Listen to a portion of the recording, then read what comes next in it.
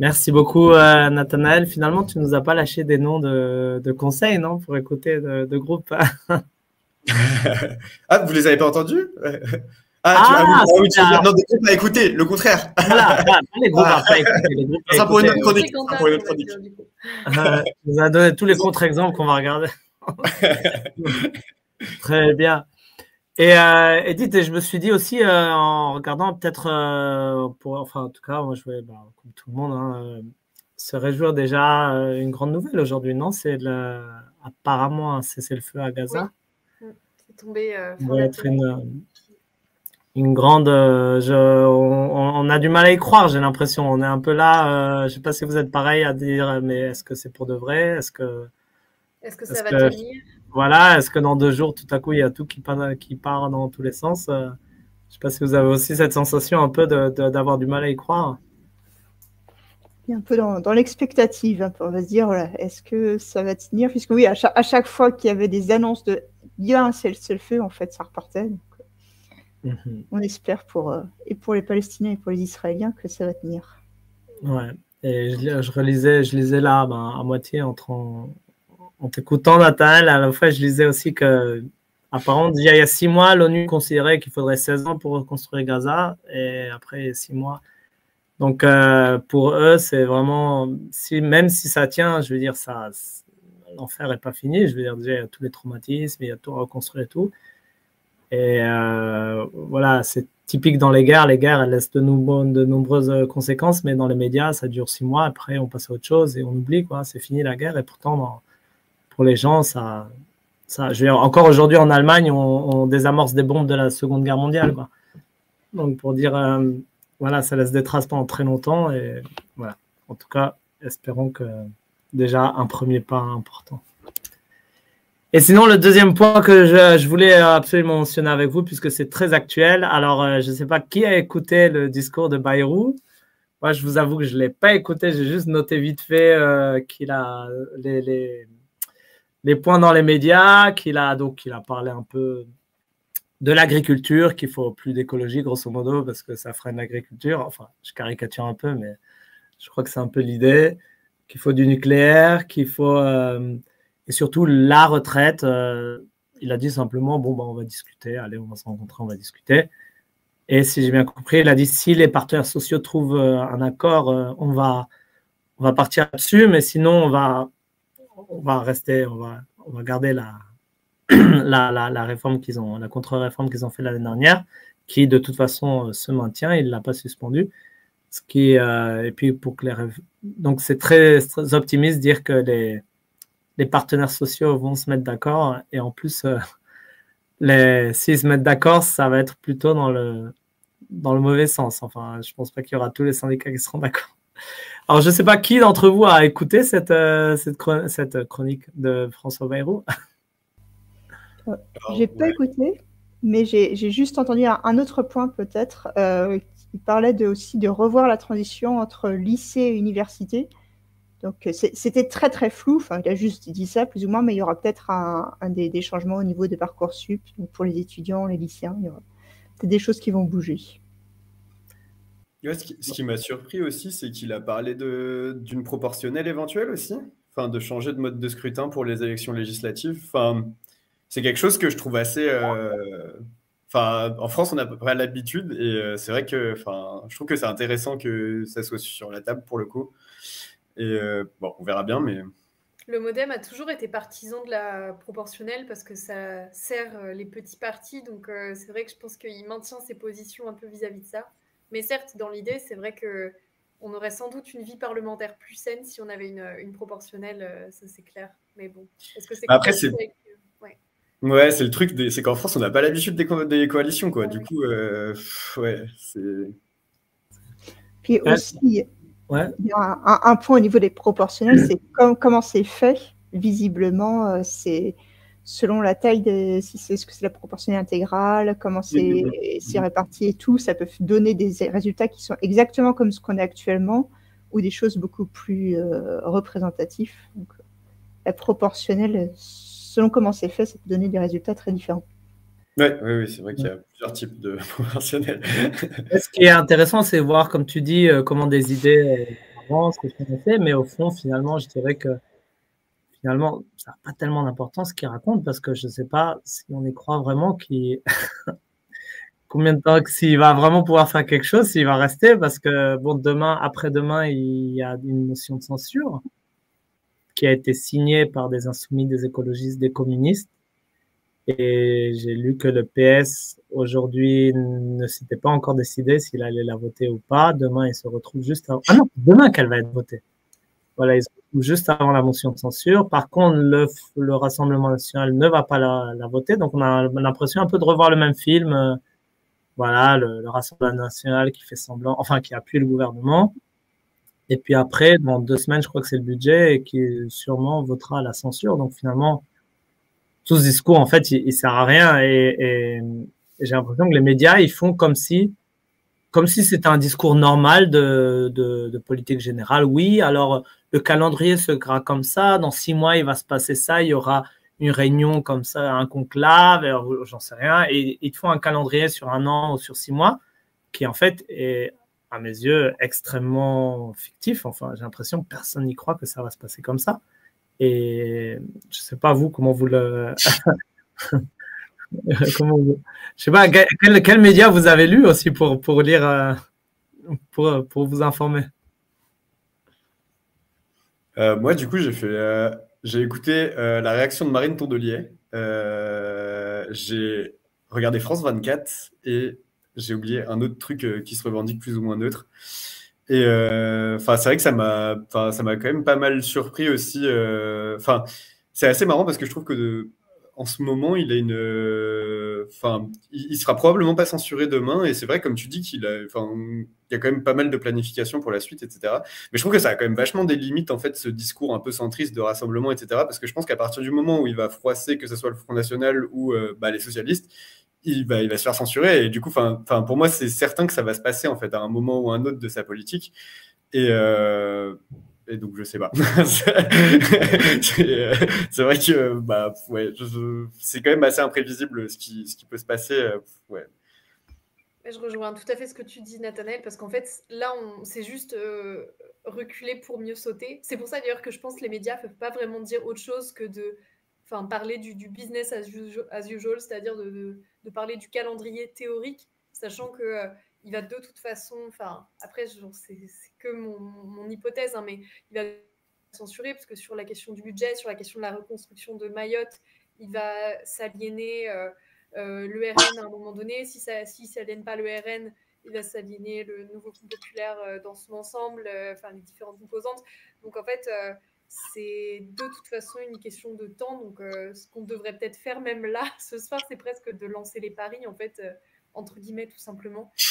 Après, je sais pas, hein, ça se trouve, je vois pas en fait comment est-ce qu'il va pouvoir se maintenir, ne pas être censuré à un moment. Et d'ailleurs, je comprends pas pourquoi est-ce que le RN, hein, les arguments qui sortent, c'est totalement bidon. C'est de dire on censure sur des actes et pas sur des paroles. C'est complètement fumeux parce que, en fait, ça veut rien dire parce que de toute façon, on est sur un discours super vague qui, s'il ne froisse pas les uns, va froisser les autres. À un moment donné, ça va exploser. Donc, c'est complètement bizarre, en fait, ce statu quo.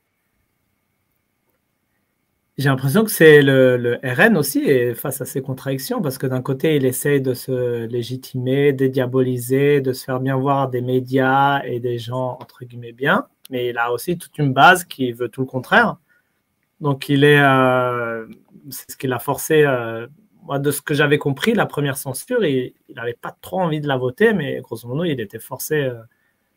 Il était confortable dans cette position un peu de pouvoir exiger des choses et faire du chantage au gouvernement, mais bon, ça, entre guillemets, sa base électorale était tellement furex qu'il a été obligé, et c'est ce qui va arriver. Je pense peut-être le calendrier de la censure est est important dans le sens, est-ce qu'il tient jusqu'à juin ou à juillet, puisque là, il y a l'option, s'il arrive à tenir jusqu'à juillet, ce qui quand même m'étonnerait, et du coup, il y a la possibilité d'une nouvelle dissolution. Alors que si, entre guillemets, il y a la crise avant, bah, la seule possibilité, c'est la destitution, non, à moins, ou la nomination de Lucie Castet. Mais même s'il y a dissolution, en fait, enfin, pour moi, en fait, on va arriver au même scénario. Et enfin, je vois pas. Enfin, peut-être que le centre, c'est encore plus décrédibilisé, que ça pourrait donner une majorité, que ça soit à l'extrême droite ou la gauche, mais je pense pas. Et enfin, je pense qu'il y a des gens qui voteront jamais Front Populaire parce que bah, pour eux, c'est France Insoumise. Enfin, je sais pas. Ça me paraît. Ouais, c'est compliqué. Et toi, Anne, ton pari, Anne, c'est pour quand alors la censure? Je pense que ça arrivera assez rapidement puisque le budget doit être voté à un moment et que là, soit et comme vu l'orientation de Bayrou et de ses alliés actuels, ils sont pour faire des coupes rases dans certaines prestations sociales, notamment les retraites, que le RN n'accepte, enfin que l'électorat du RN n'acceptera pas. J'imagine qu'à un moment, donc soit le RN décide de s'aliéner sa base et de se réserver pour plus tard, soit il vote aussi la censure au moment du vote du budget, et donc ça ne durera pas forcément beaucoup plus longtemps. Après, si je peux juste rebondir là-dessus, justement, quand on parle de la base du RN, est-ce qu'on est si sûr du fait que la base du RN, c'est donc des gens profondément opposés à la réforme des retraites? Enfin, moi, j'ai l'impression que c'est de toute façon, vu que l'extrême droite se développe aussi et se nourrit du capitalisme, que de plus en plus de gens qui ne sont pas forcément en galère économiquement, etc., votent pour le Rassemblement national, et du coup que de plus en plus la base électorale du RN devient justement des gens qui n'ont pas forcément intérêt à ce que... j'ai pas envie de dire qu'on a un électorat qui se rapproche de celui du centre, mais enfin voilà, des gens qui n'ont pas forcément intérêt à démanteler la réforme des retraites, etc. Donc je me demande un peu, j'ai l'impression qu'ils savent même pas eux trop sur quel pied danser, parce que voilà, vu qu'ils se sont notabilisés, vu qu'il y a beaucoup de gens, enfin voilà, des cadres ou autres qui bénéficient entre guillemets de ce discours-là. Enfin, voilà, je suis un peu dubitatif sur qu'est-ce que c'est encore que la base du RN. Mais bon, après c'est peut-être un débat pour une autre fois, mais voilà. T'as raison dans le sens où effectivement, ce qui fait que le point commun entre tous les électeurs du RN, c'est le racisme, la xénophobie, l'islamophobie, l'antisémitisme. Donc quelque part, il peut s'agréger différents types de personnes qui ont des situations économiques différentes. Et on voit par exemple pas mal de retraités qui votent pour le RN. Ils sont déjà en retraite. Peut-être que l'âge de la retraite, finalement, ils s'en fichent vu qu'ils sont déjà en retraite. Ce genre de choses. Donc, mais du coup, le RN lui-même, peut-être qu'eux non plus, ils ne savent pas trop quoi faire pour satisfaire leur électorat. Oui, et c'est peut-être là-dessus sur lequel on peut compter. On verra. Alors, on a les paris. Je crois que le budget, comme dit, ça doit être dans 2-3 semaines, dans très bientôt.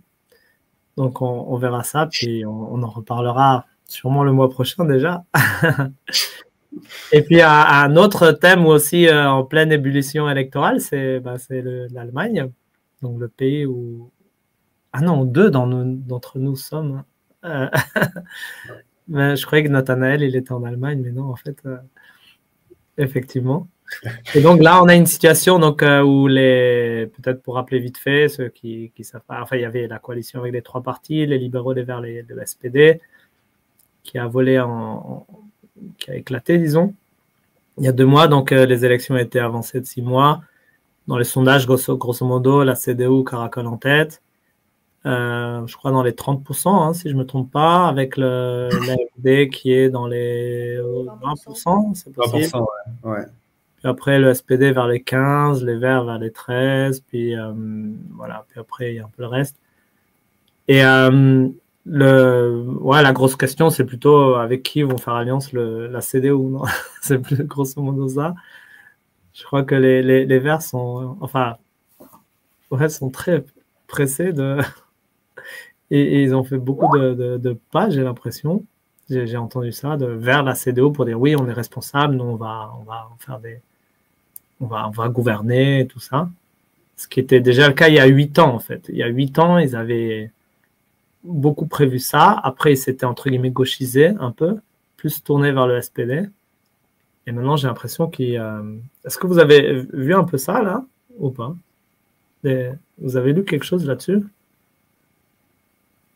Alors là-dessus directement, très dernièrement, j'ai rien lu à ce sujet, mais par contre, c'est une chimère, enfin un truc un peu hybride, que la CDU et les Verts se rejoignent, mais qui en même temps, enfin, vu certaines positions un peu militaristes et autres des membres des Grünen, enfin des Verts, et enfin pareil, hein, la position de Merz sur l'armement, le réarmement, enfin, je pense qu'ils peuvent se rejoindre sur certains points. Alors après, c'est peut-être une partie anecdotique de leurs programmes respectifs, mais c'est une potentielle alliance qui m'étonnerait pas tant que ça.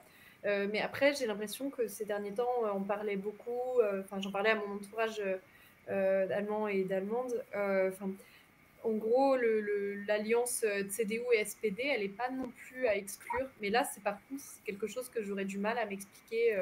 Enfin, c'est le jeu des coalitions, même quand on est en Allemagne depuis longtemps et qu'on suit un peu la politique allemande, c'est pas forcément quelque chose de très facile à saisir. Je ne sais pas ce que les autres ont à ce sujet. Ouais, moi, ce qui me paraîtrait, enfin, dans les deux cas, en fait, je pense que ça serait une coalition super fragile parce que, enfin, comme on disait, les intentions de vote, c'est genre 30% pour le CDU de CSU et du coup, autour de 13 pour les Grünen et autour de 15 pour le SPD. Et du coup, ça leur donne pas vraiment une majorité aussi. Donc, du coup, va falloir aussi composer probablement avec le FDP, donc les libéraux. Et en fait, ouais, dans tous les cas, pour moi, je pense que ça va être enfin, ça promet des choses qui vont être aussi très fragiles comme l'ancien gouvernement, du coup, de Scholz. Et donc, pareil, je ne saurais pas trop prendre position. Enfin, effectivement, je suis d'accord avec toi, Lucie. Je vois une coalition entre les Grünen et les conservateurs.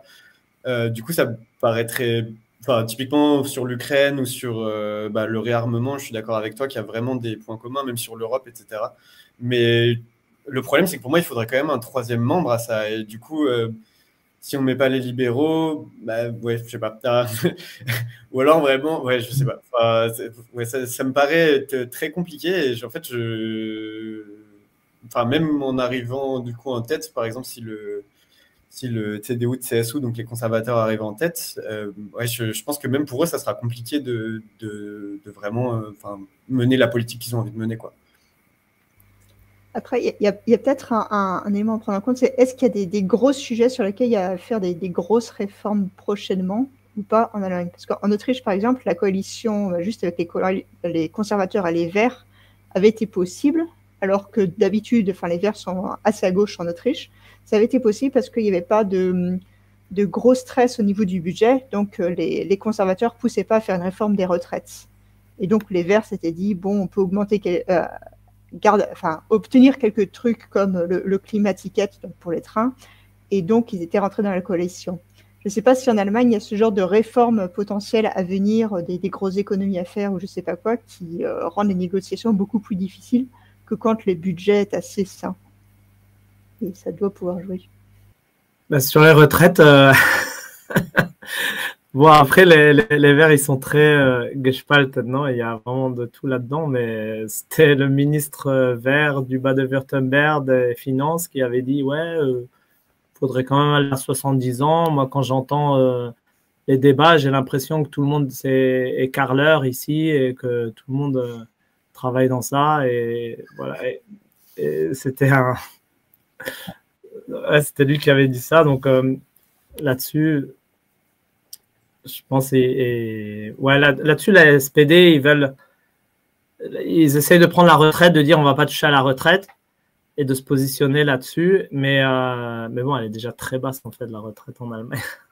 Donc même un statu quo, c'est assez terrible. Et au fond, peut-être préciser quand même, en fait, selon les sondages, les libéraux et le Link seraient exclus du Parlement. En fait, ils sont en dessous de la barre des 5%. Ouais. À moins qu'ils aient des mandats directs, ça c'est encore à voir. Et donc, s'ils ne sont plus dans le Parlement, en fait, finalement, la seule coalition possible, c'est avec ces trois partis, à moins qu'il y aurait le parti extrême droite et le parti de Sarah Wagenknecht qui un peu difficile à cerner. Enfin, en général, les médias ils disent qu'il est économiquement de gauche et socialement de droite. Donc sur les thèmes de diversité, d'immigration, ils sont plutôt critiques par rapport à ça, par rapport à l'immigration, par rapport à la diversité. Et par contre, sur l'économie, ils sont plutôt pour une répartition des richesses et tout ça. Donc, eux, ils ont réussi localement, ils gouvernent maintenant le Bade-Württemberg, si j'ai bien compris, avec le SPD, la Saxe c'est la Saxe où ils sont avec la CDU. Maintenant, localement, ils ont fait. Donc, en tout cas, maintenant, ils participent à des gouvernements locaux. Mais une fois avec la CDU, une fois avec le SPD, c'est un peu, voilà. Est-ce qu'au niveau national, ils se mettraient aussi dans un gouvernement? C'est encore à voir. Et peut-être, Lucie, vous qui êtes à Berlin et qui êtes extrêmement actif, le NFP à Berlin, est-ce que vous avez prévu de faire des petites actions en parallèle de cette campagne? Oui, bah là, en marge de la campagne, déjà ce week-end, on était présents et présentes donc en soutien à certains petits partis qui représentent les intérêts des travailleurs et qui œuvrent aussi à la libération de la Palestine. Donc, voilà, cette nouvelle, elle vient en plus dans la foulée d'actions de soutien à ces plus petits partis, mais aussi en ce moment, par exemple, à Berlin, il y a un soutien qui est organisé en faveur du candidat Die Linke de Neukölln, donc un gros quartier de Berlin qui a une importance, qui est assez stratégique, et donc notamment des actions de tractage, de l'accueil de militants. Enfin voilà, donc il y a eu un appel qui a été lancé par ce candidat pour que d'autres forces politiques se joignent à eux et viennent aider. Donc on a plusieurs militants et militantes qui vont sans doute aller, qui vont offrir par exemple le gîte et le couvert à certains militants de Die Linke qui viendraient en visite, etc. Donc il y a quelques actions qui se mettent en place en soutien à ça. Et peut-être Nathanaël et Anne, j'imagine vous suivez un peu la presse allemande, mais est-ce que vous croyez qu'il y a une différence de traitement, disons, par rapport aux élections, par rapport à la presse autrichienne? Est-ce qu'ils le voient un peu différemment que la presse allemande et en Tchéquie, est-ce qu'ils en parlent überhaupt? Nathanaël? Alors, pour être très franc et honnête, je suis pas du tout les médiathèques. Quand j'entends parler de politique, c'est via mes collègues. Donc, je peux pas dire. Ils sont au courant qu'il y a des élections en Allemagne? Ouais, je pense qu'ils sont au courant. Je sais que le livre de Angela Merkel est un best-seller, mais après le reste, je sais pas. Voilà, donc en toute honnêteté. Et du côté de l'Autriche? Alors, du côté de l'Autriche, ils sont très préoccupés par la situation austro-autrichienne, finalement, en termes de politique. Mais comme il y a énormément de gens qui vivent en Autriche, et notamment à Vienne, et qui sont allemands ou qui peuvent voter en Allemagne, même si les médias n'en parlent pas forcément, on en entend quand même un peu parler dans notre entourage. Et avec des gens qui sont très inquiets de la montée de l'AfD, notamment. Effectivement, je suis d'accord avec toi, Anne. Ça, c'est un truc que j'ai vu, typiquement l'interview de Weidel par Musk. Je l'ai vu j'ai vu des journaux qui mettaient ça en tête d'affiche. Voilà. Oui, Weidel, donc la dirigeante de l'AfD qui a été interviewée par Elon Musk sur X, non? Je crois. Oui, je ne sais pas dans quel média. Il lui a fait... Effectivement. Et peut-être j'aimerais bien mentionner une initiative qui, je crois qu'elle est partie même de Fribourg, mais il y en a plusieurs, où elle est qu'à Fribourg, ça s'appelle Wahlkreis 100%. En fait, c'est depuis 20 ans, depuis plus de 20 ans, c'est des étrangers, enfin une association d'étrangers, qui regroupe les associations d'étrangers, qui organise des bureaux symboliques. Donc, elle met des bureaux de vote dans différentes parties de la ville, même d'ailleurs les semaines avant l'élection, où les étrangers qui n'ont pas le droit de vote peuvent aller voter et symboliquement participent aussi à cette fête électorale. Et donc, à la fin, ils dépouillent et ils donnent les résultats des les étrangers, ils ont voté tant. Et je crois que ça, je ne sais pas s'il y en a dans d'autres villes en Allemagne. Je viens de voir qu'il y a un truc, si, en Autriche, voilà. voulais te dire, Anne, j'ai pensé à ça parce que j'ai vu, ça s'appelle passe égale Val. Voilà, passe égale Val, tout à fait. Ça existe aussi. Est-ce que tu es allé voter? Alors non, je ne suis pas allée voter, mais effectivement, je connais plusieurs personnes qui sont allées voter parce que oui, ils mettent des bureaux, notamment à Vienne, un peu partout, et puis après, oui, ils sont un peu symboliques, mais ils s'en servent pour faire pression sur les partis, notamment les partis de gauche, qui en général bénéficient de ce type qui bénéficient des suffrages dans ce type de vote, pour les inciter à ouvrir le vote aux étrangers. Et peut-être un petit détail là-dessus, une fois j'étais à une soirée électorale de cette organisation, c'était donc il y a 8 ans, donc il y a 2 élections, donc on est en quelle année? 24, donc c'était 2016, voilà exactement. Et traditionnellement, quand tu dis c'est la gauche qui, et surtout même Die Linke, enfin l'extrême gauche ou la gauche de gauche,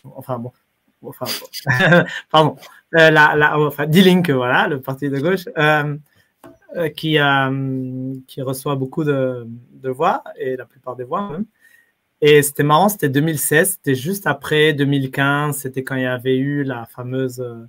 l'Allemagne avait ouvert les portes, il y avait eu beaucoup de gens de Syrie en particulier qui étaient venus et tout ça. Et en plus, ils étaient allés vraiment activement dans les centres de réfugiés, voilà, faire voter les gens et tout. Et là, en fait, c'était la CDU qui avait... tout le monde, il paraît que les gens, ils n'avaient aucune idée c'est où, et ils demandaient, c'est qui Merkel? C'est où Merkel? Et tout le monde était pour Merkel parce qu'elle avait ouvert les portes et c'était vraiment... Du coup, la CDU avait fait boum. C'était assez marrant de voir ça. Et puis après, je sais pas, la dernière fois, je ne sais plus comment c'était. Mais donc, en tout cas, pour tous ceux qui n'ont pas le droit de vote, je pense que c'est une bonne initiative. Et je pense que c'est un bon sentiment on se dit, on participe quand même. Moi, ça m'a fait toujours plaisir de participer à ce vote-là. Conclusion, il faut qu'on envoie tous nos militants de la NFP à Freiburg le 23 février. Voilà, c'est ça. Regardez d'abord si vous avez des bureaux de vote dans votre ville. D'abord. Et sinon, on fait une grosse fête ici à Fribourg. Est-ce que quelqu'un a envie encore de rajouter un petit commentaire sur quelque chose? Pour rester sur le thème des élections, de la politique, mais plus ce côté autrichien, il y a aussi des élections qui auront lieu en Autriche, mais plus au niveau local. Donc, c'est toutes les élections municipales, finalement, de Basse-Autriche. Donc, c'est la région tout autour de Vienne qui auront lieu dans 10 jours, le 25. Et là, tous les citoyens de l'Union européenne, à partir de 16 ans, ont le droit de voter, donc y compris les Français. Donc, s'il y a des Français qui écoutent et qui peuvent voter, normalement, ils ont reçu les papiers pour le faire. Et puis aussi, il y a tous les jeudis, il y a des manifs devant la chancellerie, tous les jeudis soirs, pour dire non à l'extrême droite. Donc demain, le NFP y sera, comme tous les jeudis. Et donc, j'encourage aussi ceux qui sont à Vienne de venir protester. Super. Et peut-être un dernier petit mot aussi que je tenais à dire, puisqu'on a parlé des dissensions au sein du NFP, voilà, les différents partis, blablabla. En tout cas, au niveau de la Circo, je dirais, ça se passe plutôt bien, non? Enfin, voilà, tout le monde est là, tout le monde reste connecté, tout le monde reste coordonné, et voilà. Le NFP vit encore dans la Circo 7 et bien vivant, en tout cas.